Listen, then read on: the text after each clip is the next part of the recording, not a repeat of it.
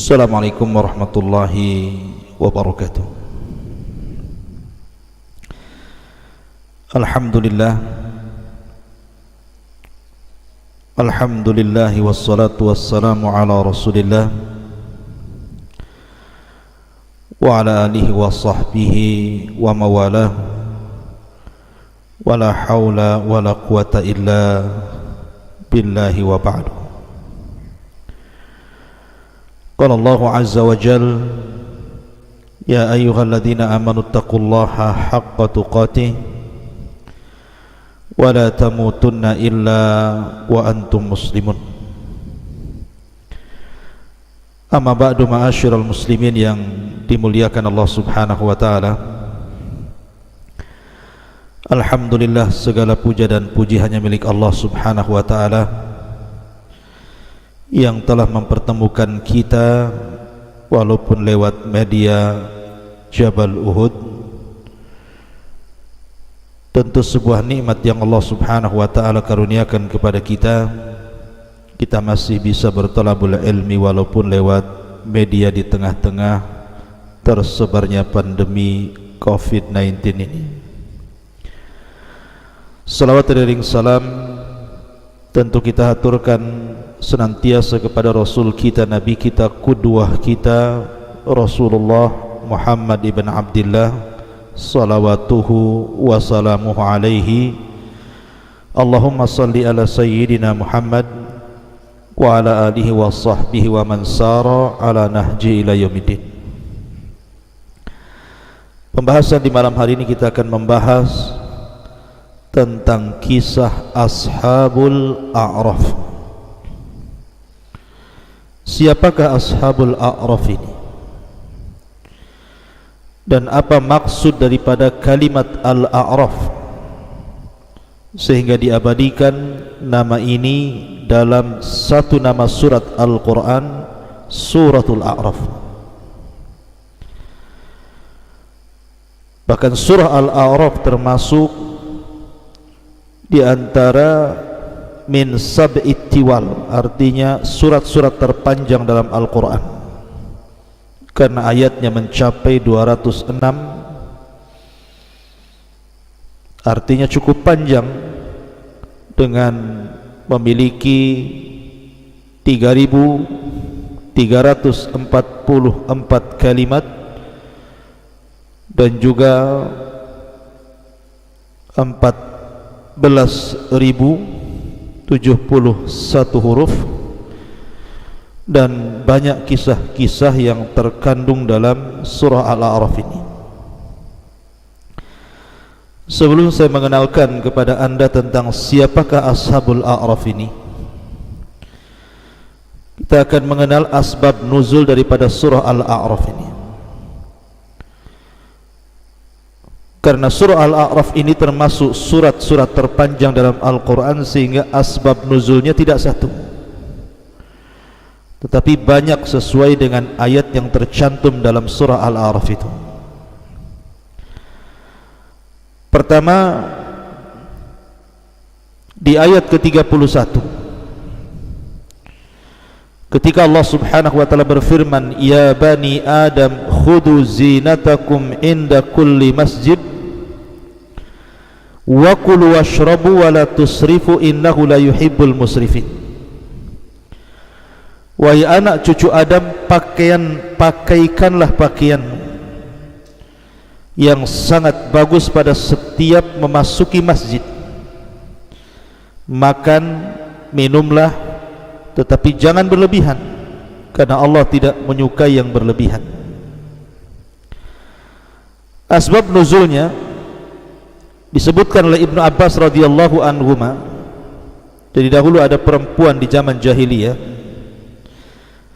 dia tawaf di sekitar Ka'bah dalam posisi telanjang,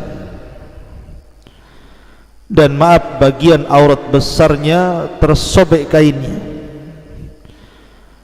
sehingga dia mengatakan, al-yaum yabdu ba'duhu aw kulluhu wa ma bada minhu fala uhilluhu.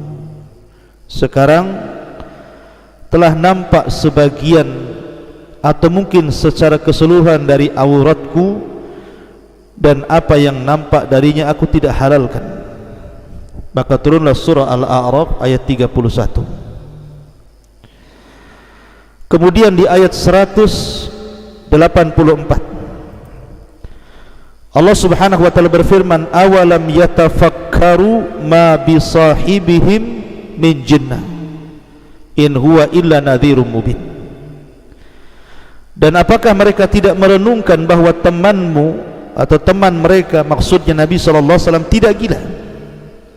Bahkan dia Rasul, maksudnya Muhammad sallallahu alaihi wasallam, tidak lain hanyalah seorang pemberi peringatan yang jelas.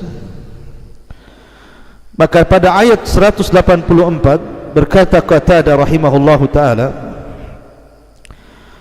bahwa beliau mengatakan, dzakara lana anna nabiyya qama ala safa fada'a quraisyan faja'ala yad'uhum fakhdan fakhdan ya bani fulan yuhadhdhiruhum ba'sallahi wa waqa'ihi ila as-sabah wa qala qailuhum inna sahibakum hadha la majnun bata yusawwitu ila as-sabah fa anzalallahu al-ayat. Jadi suatu ketika Nabi sallallahu alaihi wasallam berdiri di atas bukit Safa, kemudian berusaha untuk mendakwai Quraisy. Maka mulailah Nabi sallallahu alaihi wasallam menyuruh mereka per kabilah-kabilah, wahai bani fulan, wahai bani fulan, sambil mentahdzir, memperingatkan mereka dari azab Allah sampai sobah, sampai pagi. Sehingga sebagian orang-orang Quraisy itu mengatakan, lihat teman kalian ini, sungguh dia gila. Malam-malam dia berteriak-teriak sampai waktu pagi. Maka Allah Subhanahu wa taala turunkan ayat Al-A'raf ayat 184 ini. Kemudian pada 187 Allah Subhanahu wa taala berfirman, yas'alunaka 'anis sa'ati ayyana mursaha qul innama ilmuha inda rabbi la yujalliha liwaqtiha illahu thaqulat fis samawati wal ardi la ta'tikum illa baghtah yas'alunaka ka'annaka khafiyun anha qul innama ilmuha indallah walakinna aktsaran nasi la ya'lamun. Mereka menanyakan kepadamu wahai Muhammad tentang kiamat, kapan itu terjadi? Katakanlah, sesungguhnya pengetahuan tentang kiamat itu ada pada Tuhanku. Tidak ada seorang pun yang dapat menjelaskan waktu terjadinya selain Dia. Kiamat itu sangat berat huru-haranya bagi makhluk yang di langit bahkan yang di bumi. Tidak akan datang kepadamu kecuali secara tiba-tiba. Mereka bertanya kepadamu seakan-akan engkau mengetahuinya. Katakanlah wahai Muhammad, sesungguhnya ilmu tentang hari kiamat ada pada Allah, tetapi kebanyakan manusia tidak mengetahuinya. Lah pada ayat ke-187 ini dari surah Al-A'raf, Abdullah bin Abbas radhiyallahu anhuma, beliau menceritakan tentang asbab nuzulnya. Ketika dua orang Yahudi mendatangi Nabi sallallahu alaihi wasallam, kemudian bertanya tentang soal kiamat. Kalau engkau seorang nabi, tentu engkau tahu kiamat itu kapan. Sebutkan kapan kiamat. Maka Nabi sallallahu alaihi wasallam terdiam sampai turun ayat 187 dari surah Al-A'raf ini. Ada yang mengatakan yang meminta penjelasan tentang kiamat adalah orang-orang Quraisy dan mengatakan, inna bainana wa bainaka qarabah. Wahai Muhammad, bukankah antara kami dan engkau itu ada kedekatan nasab? Sekarang sebutkan rahasia yang kau setiap hari menyebutkan tentang kiamat. Kapan kiamat itu?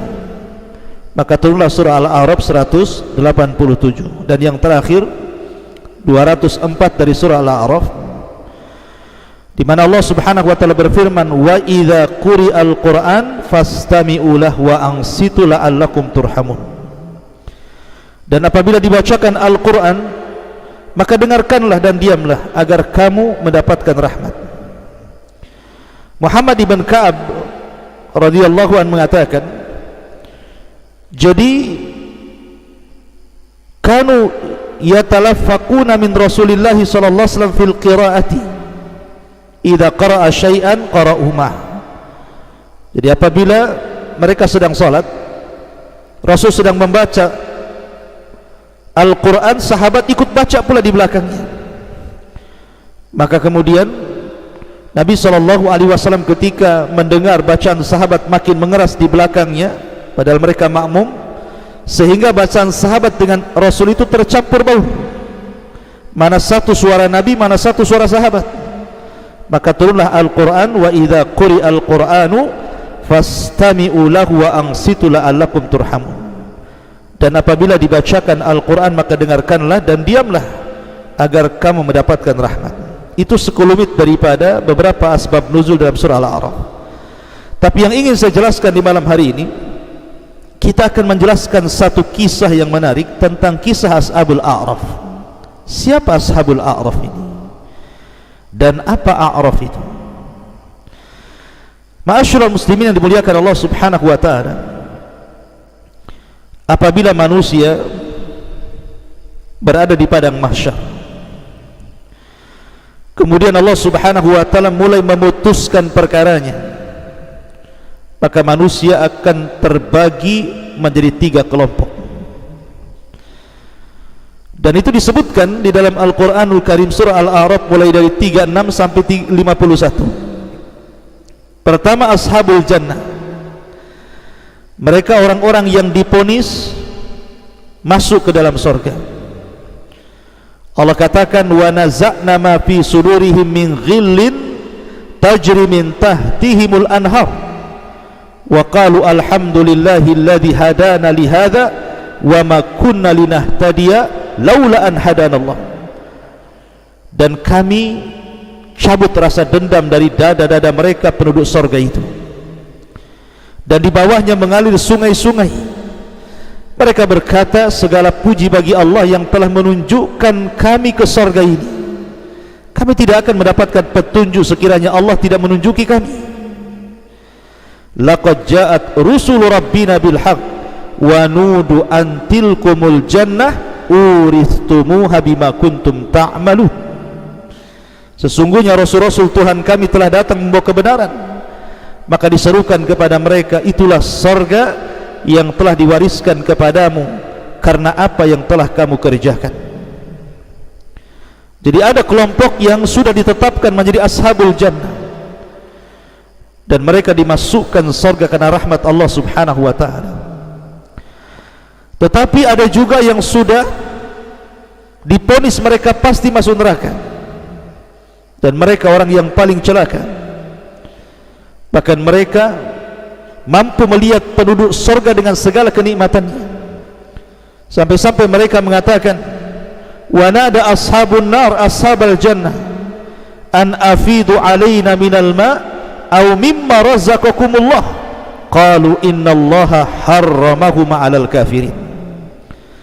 Maka para penghuni neraka menyeru pada para penghuni surga, tuangkanlah sedikit air kepada kami, atau rezeki apalah yang Allah berikan kepada kalian.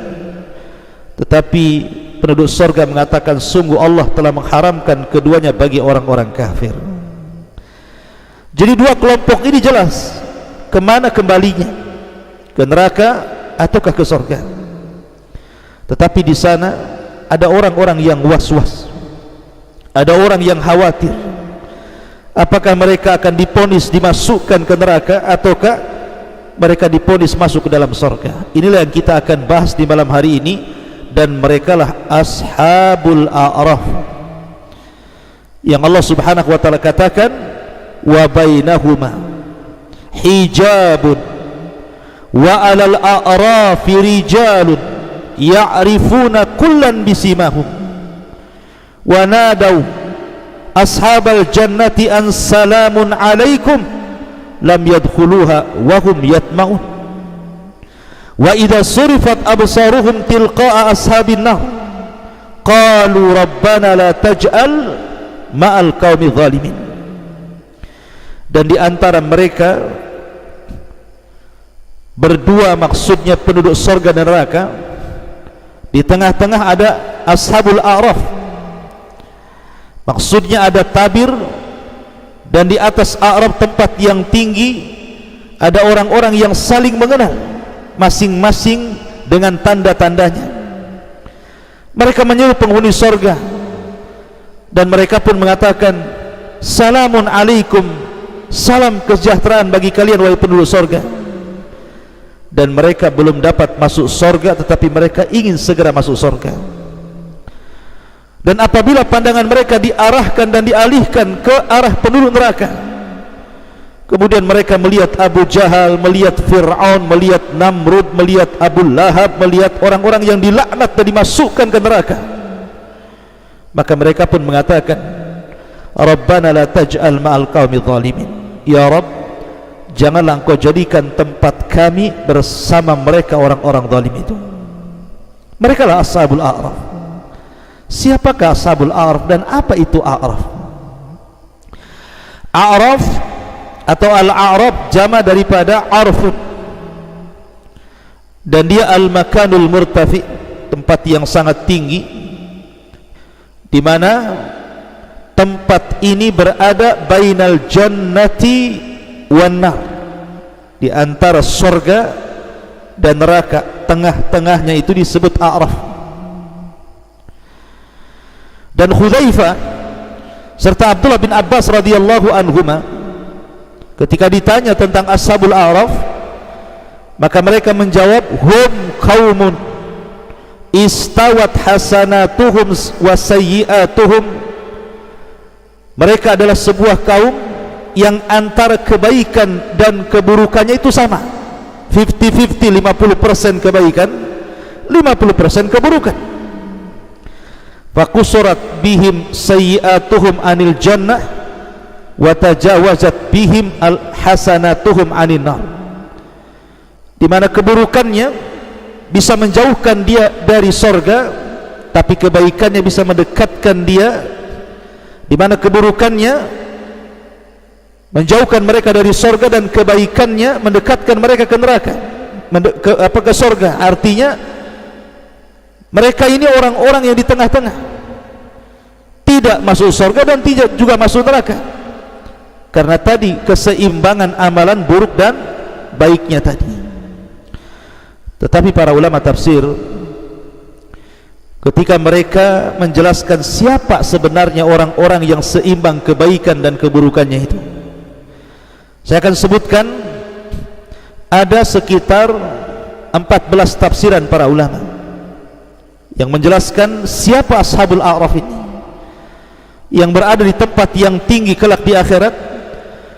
Kemudian di sebelah kanannya penduduk neraka dan di sebelah kirinya penduduk neraka, di sebelah kanannya penduduk surga dan di sebelah kirinya penduduk neraka, yang apabila dia memandang penduduk surga, dia pun kemudian mengucapkan salam kepada mereka, salamun alaikum, keselamatan bagi kalian.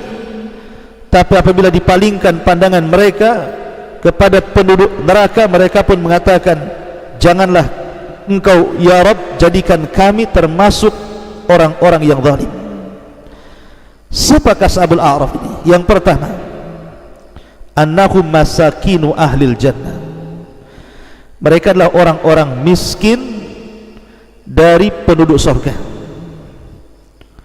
Jadi orang-orang yang terakhir masuk surga, mereka diletakkan di surga yang paling rendah, dan mereka adalah orang-orang miskin termasuk dari ahli surga. Dan ini perkataan Ibnu Mas'ud, Ka'ab al-Akhbar, dan juga Ibnu Abbas radhiyallahu anhum.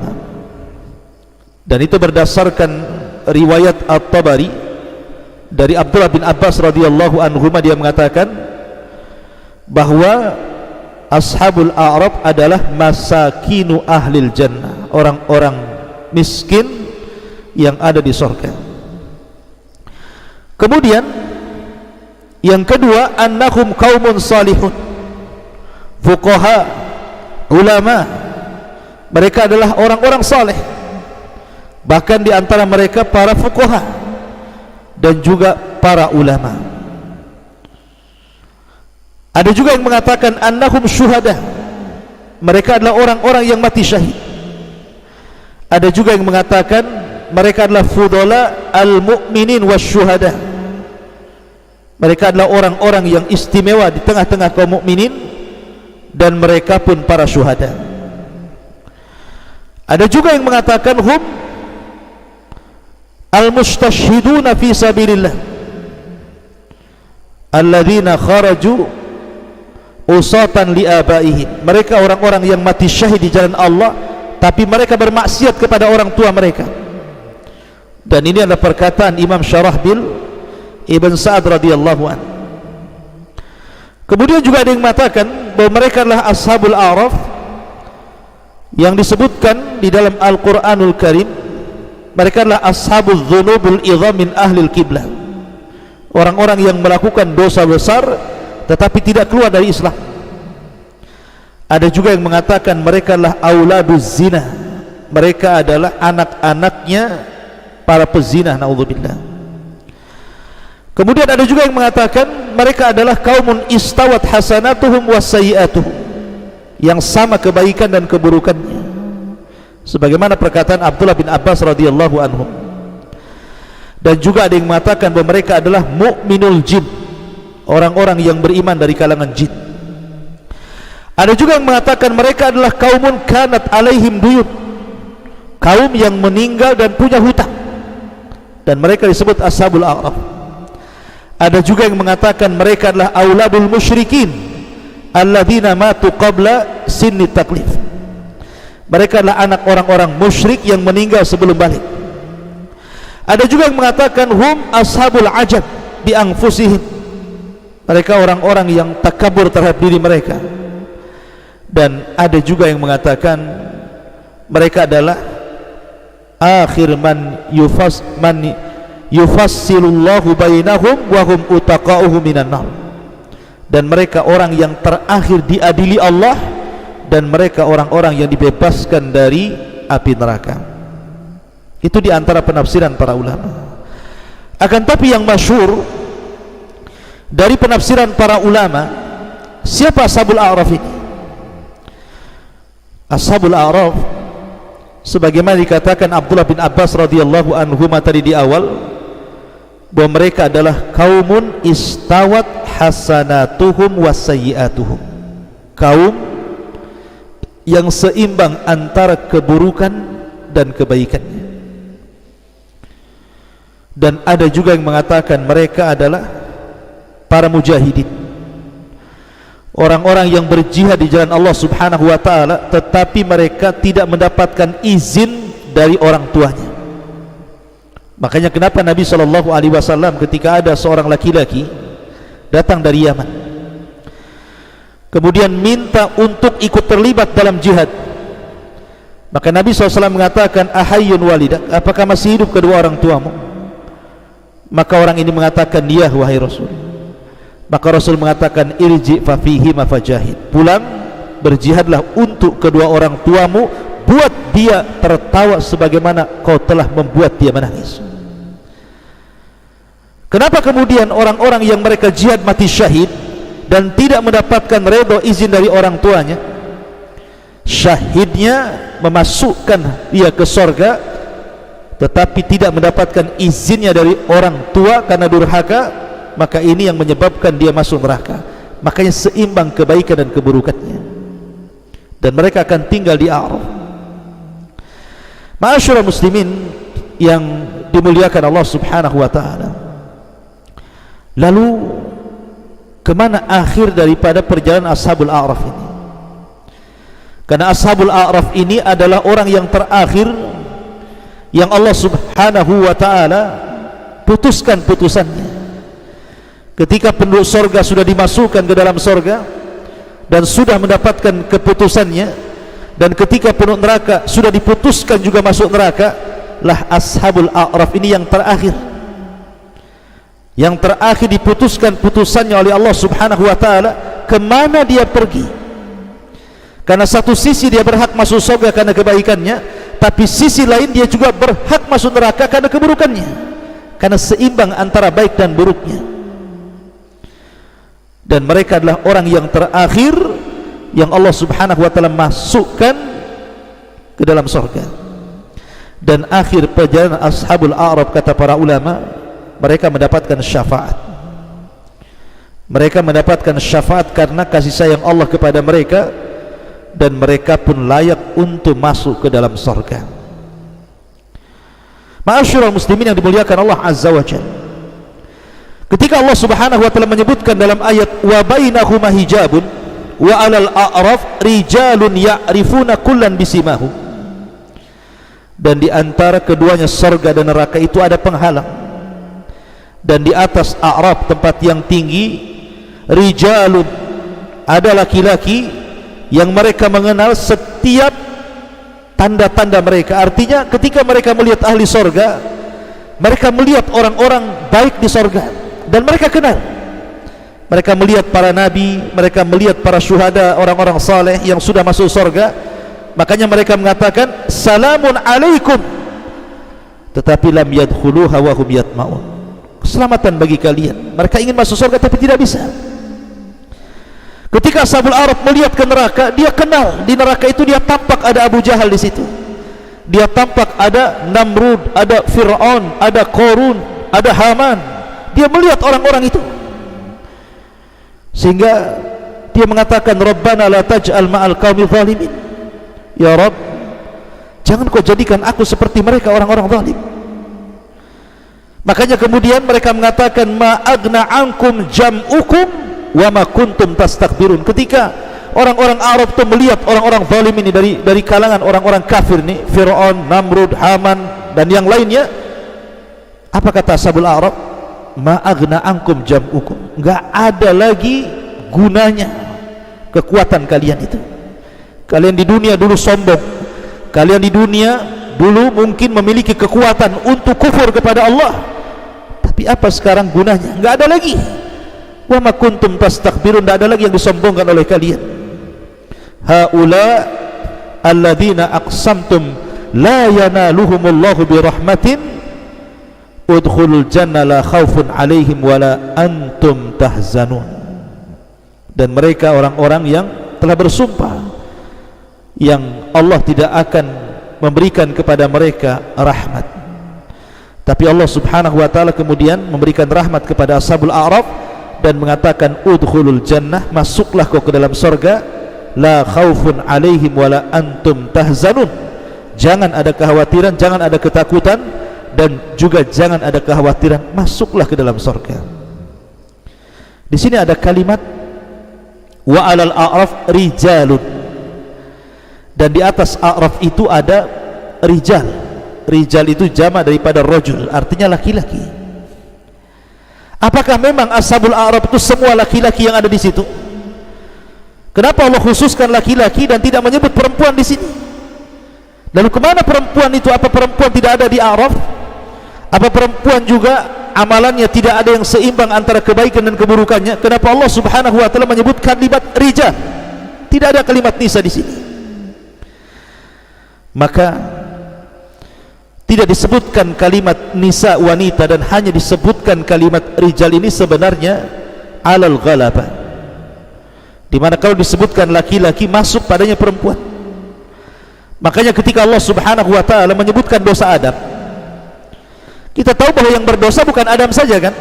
Adam juga makan buah larangan, Hawa juga makan buah larangan.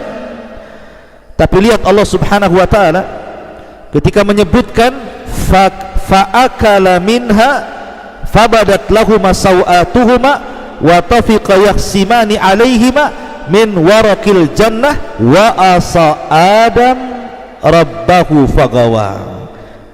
Dan ketika keduanya memakan buah larangan, maka tersingkaplah aurat keduanya. Mereka pun mencari-cari daun-daun pohon untuk menutupi aurat mereka dari daun-daun sorga, dan Allah katakan wa asa Adam rabbahu fagawa, maka Adam pun bermaksiat kepada Rabbnya dan melampaui batas. Kenapa Allah sebutkan Adam? Bukankah Hawa juga bermaksiat di sini? Ketika disebutkan Adam, artinya masuk juga Hawa. Kan dalam ayat yang Allah mengatakan ihbitu ba'dukum li ba'din adu walakum fil ardi mustaqarrun wa mata'un ilahin. Turunlah kalian semuanya, Adam, Hawa, iblis, turun kalian. Sebagian kalian akan jadi musuh sebagian yang lainnya, dan tinggallah kalian di bumi dan juga akan diberikan kenikmatan sampai waktu yang ditentukan. Jadi ketika Allah menyebutkan soal maksiat Adam dan Hawa, Allah sebutkan Adam, bukan berarti Hawa tidak masuk. Di sini juga sama, ketika Allah mengatakan kalimat rijalun, bukan berarti wanita tidak masuk, karena ada juga para wanita yang kebaikan mereka seimbang dengan keburukannya. Istawat hasanatuhum wa sayyi'atuhum, seimbang antara baik dan buruknya. Dan ketika tidak disebutkan kalimat wanita dan hanya disebutkan kalimat laki-laki sebagai ghalabah, maka Allah itu sebenarnya ingin mengagungkan wanita dengan menutup maksiatnya. Makanya hanya disebut laki-laki saja secara ghalabah tadi. Ketika disebutkan kalimat laki-laki maka masuk kalimat perempuan. Makanya ketika Allah mengatakan minal mu'minina rijalun sadaqu ma ahadullah alaihi, di antara orang-orang yang beriman itu ada laki-laki yang menepati apa yang telah mereka janjikan kepada Allah. Apa para wanita tidak ada yang berjuang? Ada wanita juga yang berjuang, tetapi ketika disebut laki-laki, karena yang paling banyak berjuang dalam jihad itu laki-laki, bukan berarti wanita tidak masuk. Dalam kalimat wa bainahuma hijabun wa alal a'rafi rijalun, dan di antara keduanya penghuni surga neraka ada batas, dan di atas a'raf itu ada orang-orang laki-laki yang mengenal masing-masing dari kedua golongan itu. Maksudnya di sini ketika disebut laki-laki masuk juga perempuan di dalamnya. Jadi ashabul a'raf itu mencakup laki-laki dan mencakup perempuan. Dan sebelum mereka dimasukkan ke dalam surga, maka ashabul a'raf akan digiring ke sebuah sungai yang disebut dengan Nahrul Haya, sungai kehidupan. Maka di sungai kehidupan inilah mereka pun kemudian dirubah wajah-wajah mereka, dirubah badan-badan mereka sehingga wajah dan badan mereka bercahaya. Kemudian mereka pun disuruh untuk mendekati pintu surga, dan merekalah orang yang terakhir dibukakan pintu surga.